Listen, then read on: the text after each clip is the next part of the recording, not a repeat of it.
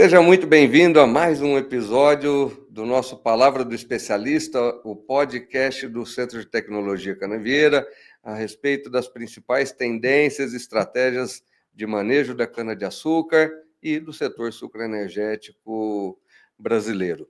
Eu sou Mauro Violante e hoje eu vou conversar em mais um episódio com Fernando Pátaro, nosso especialista do CTC em controle de pragas, consultor, né, na área de manejo de pragas, já com quantas safras? 20 safras? Por aí, Mauro. Aproximadamente, né, Fernandão? Entregar a idade também. E hoje nós vamos falar, nesse episódio, a respeito da broca da cana-de-açúcar. Né? Se vocês buscarem, nós falamos em episódios anteriores a respeito dessa praga, mas hoje nós vamos trazer um pouco mais de profundidade a respeito de estratégias de controle, como está essa problemática da broca aqui com o Fernando. Fernando, então, começando a nossa conversa, né, traz aí como você tem visto, né, essa questão da broca, né, da Diatreia saccharalis no Brasil nos últimos anos, né, como tem sido essa... para os nossos ouvintes e espectadores terem uma ideia do que é essa praga, né? Qual que é o tamanho desse problema? Por que é uma praga? Ok. Mauro, acho que antes de falar de Diatreia um pouquinho, acho que é importante ressaltar alguns conceitos, né? Beleza. Então, colocar ela dentro desse contexto isso, entre outras pragas. Perfeito.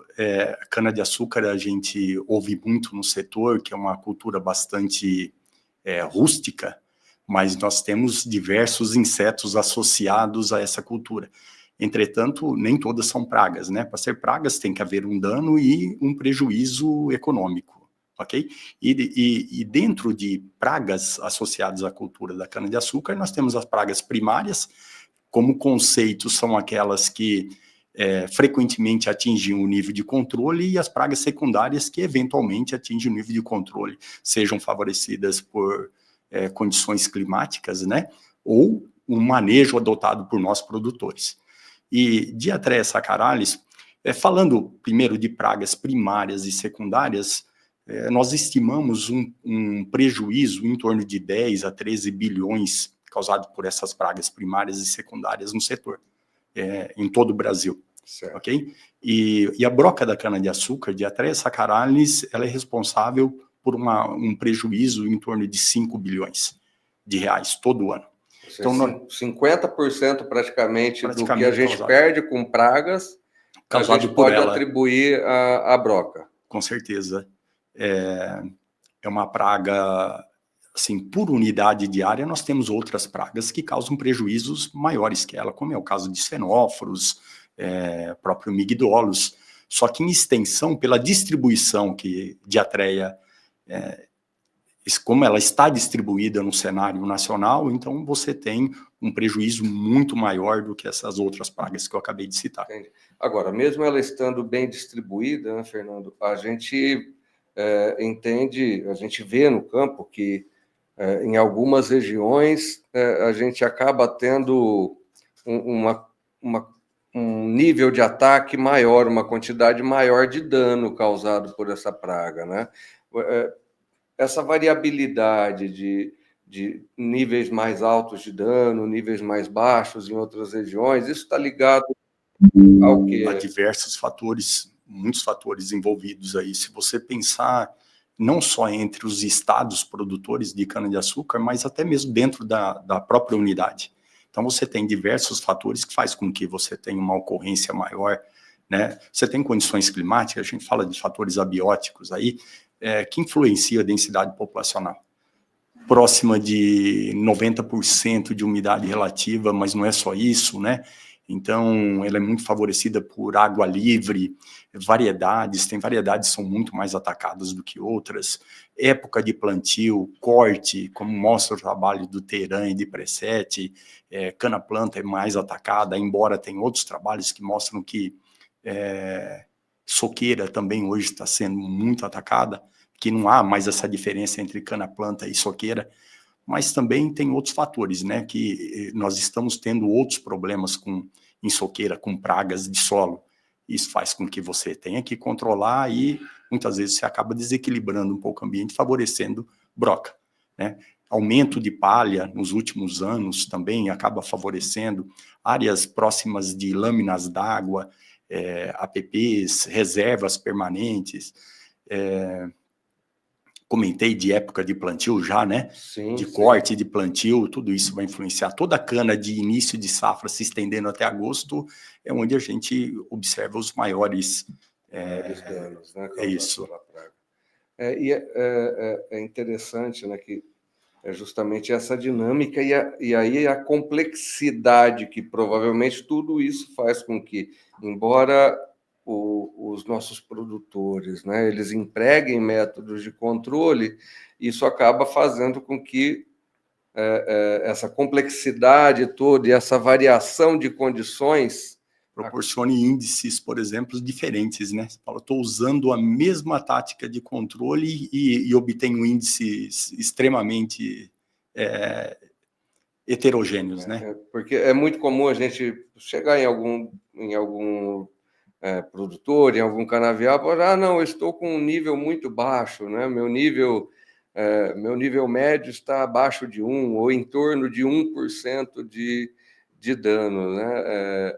E aí esse 1%, na verdade, tem essa armadilha, né, Fernando? Muitas áreas, às vezes você está com 18, 20, 30% de intensidade de infestação. Você tem um número médio, mas quando você fragmenta entre fazendas, você vai perceber que você tem picos populacionais. E por um bom número, um bom resultado no final da safra, é muito importante que você não tenha picos populacionais. E o grande problema, né, Fernando, que a gente muitas vezes conversa, que é a questão de o dano que ele quantifica não é exatamente tudo aquilo que ele perdeu. Porque tem os danos indiretos que você sempre traz, né, quando a gente conversa, a cana que quebrou e não foi levantada, ou aqueles perfilhos que não chegaram a formar, né, uma cana adulta, porque ele teve o desenvolvimento interrompido pela praga, né? Então, você tem um complexo de danos e mais as perdas industriais que potencializa tudo isso, né? Sim, é uma praga que nós enxergamos os danos diretos, né?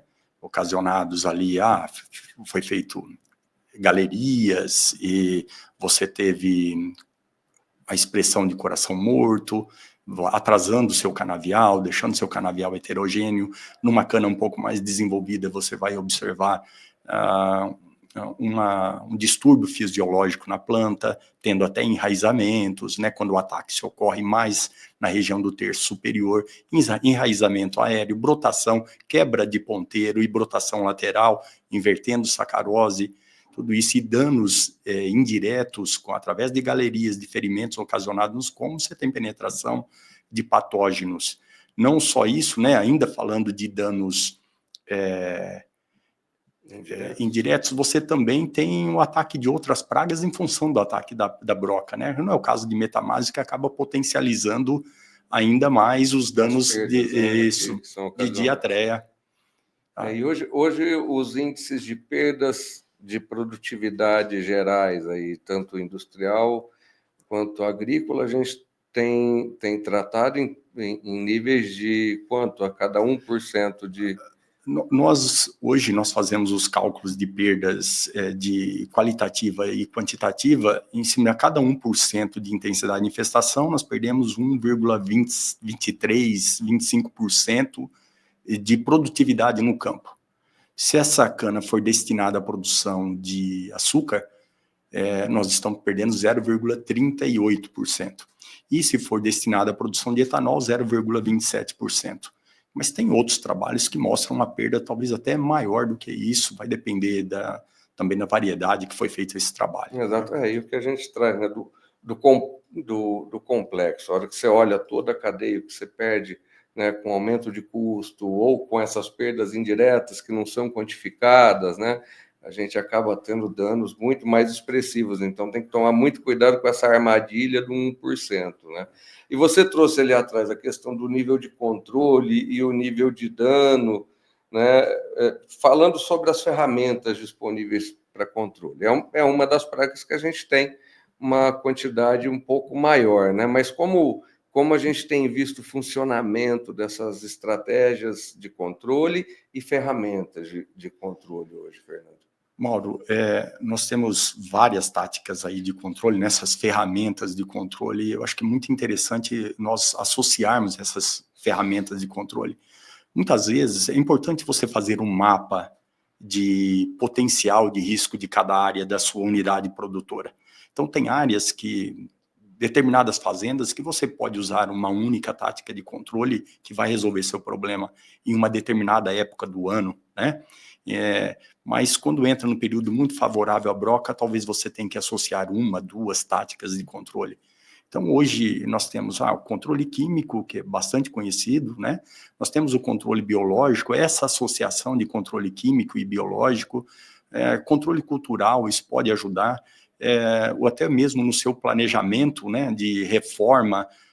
Naquela área é uma área naturalmente muito favorável, eu não vou colocar uma variedade suscetível à broca naquela área, porque você vai ter problemas, né? Você vai aumentar seu custo de produção, vai ter ainda no final, além de tudo isso, ainda vai ter uma qualidade de matéria-prima não tão boa. Tá? Então, é extremamente importante você associar. E o CTC hoje também disponibiliza para os seus clientes a tecnologia BT com altíssima eficiência no controle de diatreia. Eficiências aí acima de 98% ou 100% de controle de diatreia. A ABT hoje é a ferramenta mais eficaz. Mais eficiente, né, no controle dessa praga, sem dúvida. Excelente, Fernando. Excelente. E aí a gente tem um problema, você comentou, tem toda a questão em torno das moléculas utilizadas, né? A questão de como elas funcionam, Sim. No caso da broca, e os descontroles, e os desequilíbrios ambientais que podem ser causados pelo controle de outras pragas, como... assim, quando você fala de um manejo em cana-de-açúcar, quando você faz uma intervenção para controle de uma praga de solo, está provado que alguns produtos que nós utilizamos, isso interfere na população da broca. Quando você vai plantar, renovar um outro canavial, utiliza um determinado inseticida no suco de plantio, dependendo do inseticida que você utiliza, você favorece o aumento populacional da broca.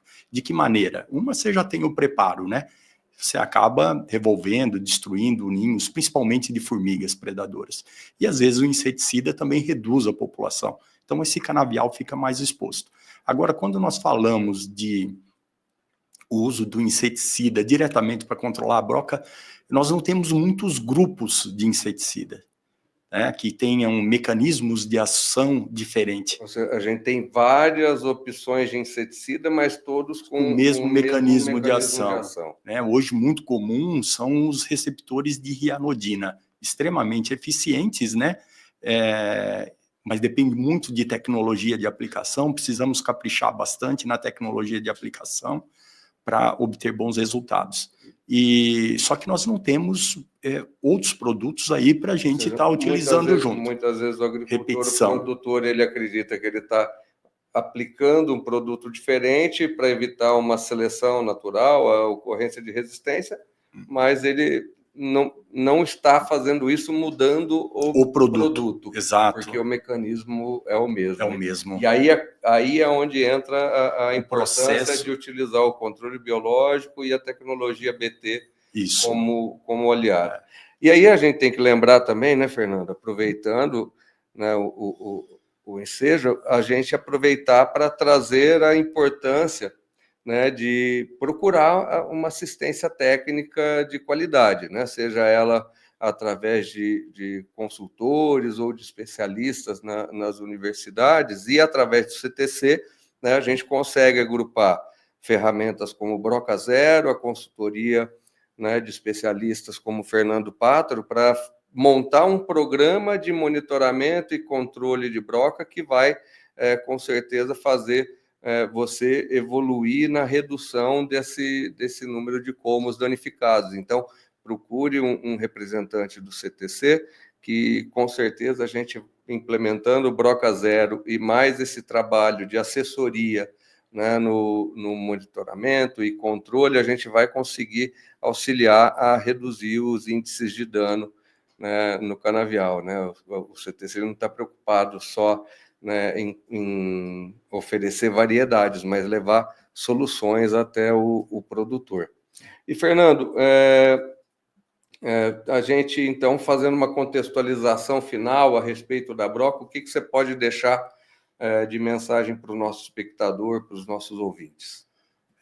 Evitar picos, isso é muito importante. Picos vão estragar o número final. Associar táticas de manejo, isso é extremamente importante. Cada área exige uma ferramenta, né, de controle. Então, isso faz com que você tenha bons resultados e com custo, ou seja, um custo-benefício muito bom. Algumas áreas são muito favoráveis à praga, a tecnologia BT vai se encaixar muito bem ali.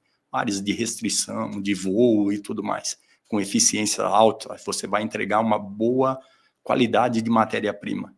Então, a dica é essa, associar as táticas de controle, usar as ferramentas que cada área demanda.